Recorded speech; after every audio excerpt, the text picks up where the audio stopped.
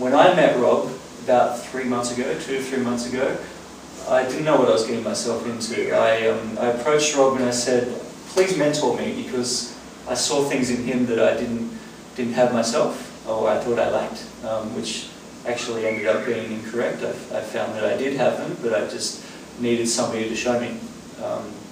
And so Rob helped me with that, and now I'm going on to great things, and I'm having much more belief in myself, and so I'm very humbled to have met Rob.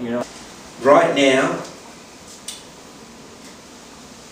more than 80% of all consumers are doing their research online.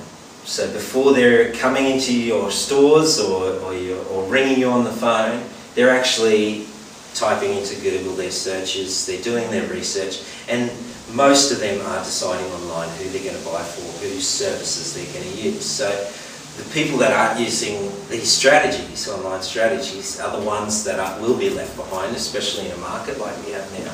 But the ones that already are, they don't see recession or anything like that. It's like back in the 90s, this one man, he had a saying, Australia's decided to go into recession. I, however, have decided not to participate. And that's how I feel right now, is I don't want to participate in anyone else's doom and gloom or the media hype.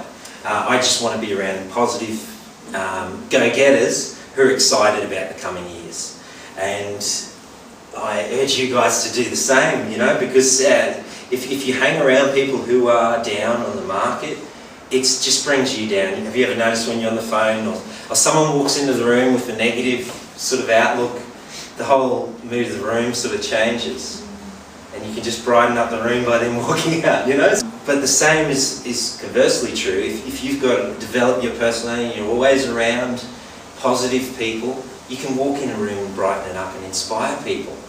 If your business can dominate your niche, there is no competition. Like people say to me sometimes with our business, we were talking to a training company today, and she said, what about your competition? I said, I don't believe we have competition. And in a world of abundance, which it should be, there should be no competition, We were talking about today, Johnny and I, that money, hasn't disappeared, it's just shifted into different hands, and there's still people out there driving their Bentleys and how many Maseratis did past us today?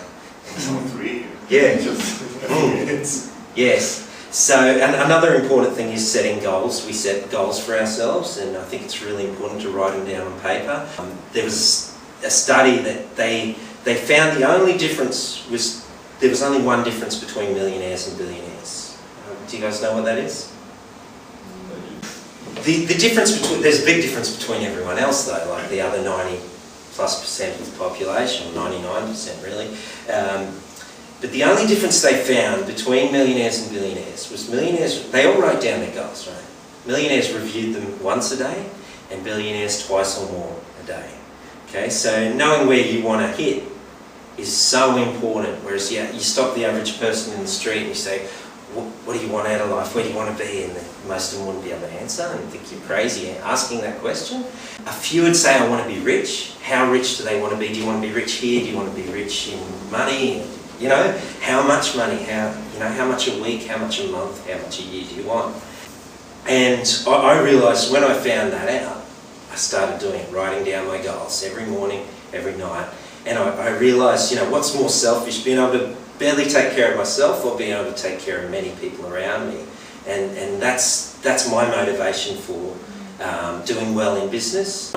So I found my passion now is websites. That's the quickest way to get there. It's about very much working smart rather than hard.